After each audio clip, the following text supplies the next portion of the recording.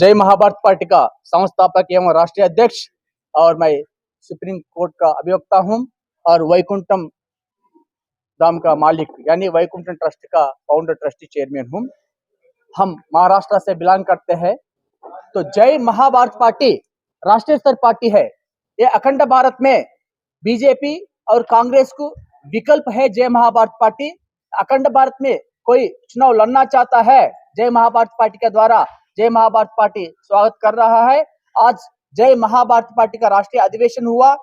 इसमें यह तय किया है अखंड भारत में आने वाले पार्लियामेंट इलेक्शंस में जय महाभारत पार्टी पूरा 543 लोकसभा सीटों पे चुनाव लड़ने के लिए तैयार हो चुका है। हम डिसीजन ले लिया है, इसलिए ये मीडिया के सामने हम ये कह रहा है लोकसभा में 543 सीटों पे चुनाव लड़ने जा रहा है। आज हम थोड़ी देर में लगभग फर्स्ट लिस्ट भी जारी करने के लिए लिस्ट तैयारी हो रहा है और हमारा जय महाभारत पार्टी का ये लोकसभा के साथ साथ 4 राज्यों में विधानसभा की चुनाव हो रहा है। वो आंध्र प्रदेश, अरुणाचल प्रदेश, सिक्किम, उड़ीसा में भी हम पूरा विधानसभा सीटों पे लोकसभा के साथ साथ चुनाव लड़ने जा रहा है। जय महाभारत पार्टी का सिंपली मेन एजेंडा यह है, जय महाभारत पार्टी राष्ट्रीय निःशुल्क शिक्षा प्रदान करने का हमारा एजेंडा है। राष्ट्रीय निःशुल्क दवा और चिकित्सा प्रदान करने का हमारा एजेंडा है।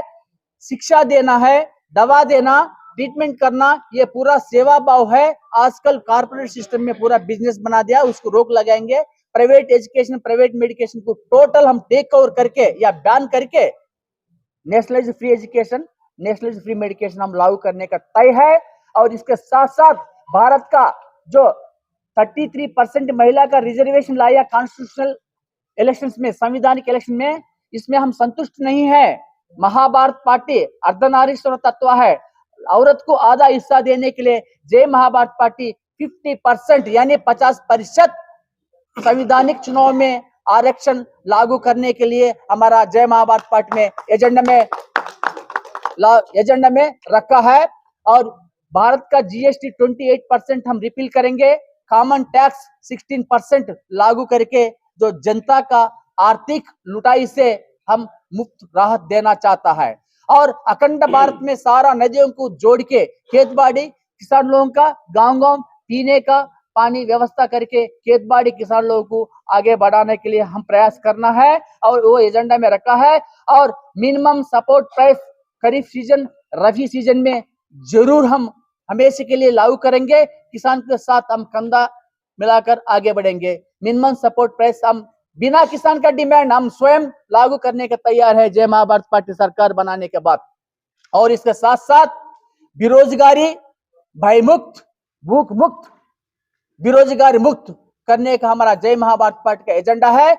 हम जय महाभारत पार्टी गांव-गांव में सेल्फ सफिशिएंट, सेल्फ एम्प्लॉयमेंट का स्कीम ला रहा है। वो स्कीम है गोबर गैस प्रोडक्शन करना है। गोबर एलपीजी गैस को हम बैन करेंगे। एलपीजी गैस 1200 सिलेंडर सालिना 15,000, 5 साल में 75,000 घाटा हो रहा है जनता का। इसलिए अगर गोबर गैस लाते, एलपीजी गैस बैन करने से क्या होता, घर घर में, गांव-गांव में गाय को, बैल को खरीद लेगा, भैंस को खरीद लेगा, वो लोगों को किट दे देंगे अपना अपना गोबर से गोबर गैस उत्पत्ति करके, और सरकार को 40 रुपए में बेच देगा। 5 रुपया टैक्स, 5 रुपया ट्रांसपोर्टेशन, कुल मिला के 50 रुपए में अखंड भारत में हम गोबर गैस उपलब्ध कराने का एजेंडा है। ये गोबर गैस प्रोडक्शन करने से गांव-गांव में महिला परिवार लोग 10-15 लाख रुपए कमा सकते हैं 5 साल में। ताकि 300 सिलेंडर बना दिया उन्होंने, तो गवर्नमेंट ने 40 रुपए से खरीद लिया, तो 12,000 रुपए उनको आ ही गया। इसके वजह से अब हम गाय को रक्षा करो बोलते ना, पशु को रक्षा करो बोलते ना, अगर उसका आर्थिक स्थिति अच्छा है तो सब गाय खरीद लेगा। मुस्लिम भाई लोगों भी, क्रिश्चियन भाई लोगों भी गाय को, भैंस को खरीद के गोबर गैस से गोबर उत्पत्ति करेगा। इसके द्वारा दूध अच्छा मिलेगा, मक्खन अच्छा मिलेगा, छाछ मिलेगा। आज हम जो पी रहा है वो पूरा सिंथेटिक है, केमिकलाइज्ड दूध पी रहा है। इसकी भी बचाव हो जाएगा, पर्यावरण समतुल हो जाएगा। एलपीजी गैस बंद करने का हमारा इरादा है। ये एलपीजी गैस बंद करने से 80 करोड़ ग्रामीण जो निवास कर रहा है, वो 80 करोड़ क्या, लगभग 100 करोड़ ग्रामीण में निवास करते हैं। वो लोग हम खुद एलपीजी गैस उत्पत्ति, गोबर गैस उत्पत्ति करके 10-15 लाख रुपया कमाने के लिए हम इतना मौका दे रहा है। ये एम्प्लॉयमेंट ऑटोमेटिक खत्म हो जाएगा और नदियों को जोड़ के काम करने से एम्प्लॉयमेंट ऑटोमेटिक खत्म हो जाएगा। सो मिनिमम सपोर्ट प्राइस, गांव-गांव में मार्केट यार्ड खोलेंगे, उस मार्केट यार्ड में कम से कम 25 और 25 जेंट्स और लेडीज 50 आदमी काम करने के लिए मौका दिया जाएगा।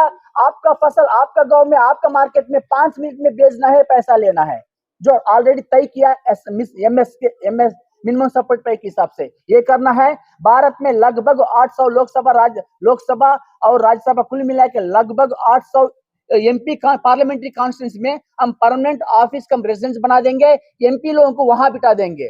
जो प्राइम मिनिस्टर है, कैबिनेट मिनिस्टर है, यहाँ बैठेगा, उनके भी वहां रिप्रेजेंटेटिव बैठेगा। भाई वहां बैठ के जनता में सेवा करो। ये 800 एमपी यहाँ आके बड़ा बड़ा घर बना के बैठने का कोई जरूरत नहीं है। पार्लियामेंट सेशन में जैसा वेस्टर्न कोर्ट में या पार्लियामेंट हॉस्टल में रहेगा, काम निपटा देगा, फिर वापस चलेगा, वहां बैठना होगा। ऐसा राज्य में हर विधानसभा में भी एमएलए लोगों को उसी क्षेत्र में ऑफिस कम रेजिडेंस बना देंगे, जनता का सामने पेश करेंगे। जीतते मुजफ्फरपुर या जीतते लखनऊ या जीतते बनारस, जीतते हैदराबाद से आके यहाँ बैठते हैं। समस्या वहां है, वहां जीत के तो वहां सेवा करना होगा। इसलिए डिसेंट्रलाइजेशन सिस्टम हम लागू करेंगे और 10 बजे से 5 बजे वहां लोगों ऑफिस में बैठना होगा, एमपी लोगों, और तब मरना पड़ेगा क्यों तो सैलरी ले रहा है, फ्री तो सेवा नहीं कर रहा है।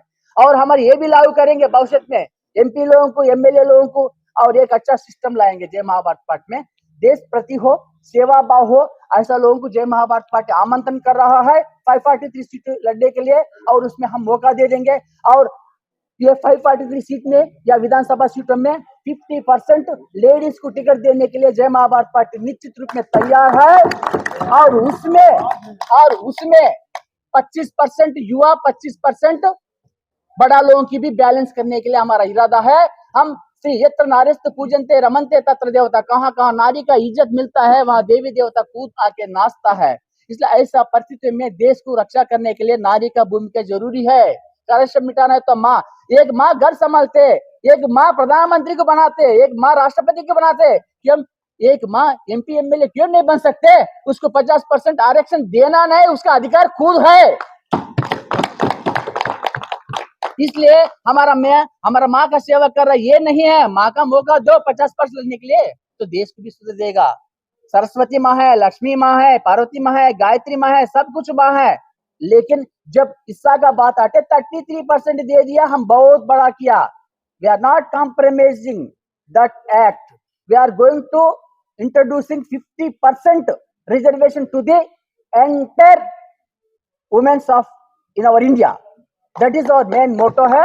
और जय महाभारत पार्टी पूरा इंफ्रास्ट्रक्चर तय करेगा, एक नया सिस्टम लेगा, शार्पली काम करना पड़ेगा। ये नहीं लेजी से बीपी, शुगर, ब्लड प्रेशर, ऐसा नहीं। अखंड भारत में हम आयुर्वेद को लागू करेंगे। 2 पत्ती खाने से आपका तबीयत ठीक होता है, इसके लिए अस्पताल में 20-25 लाख रुपया लग रहा है।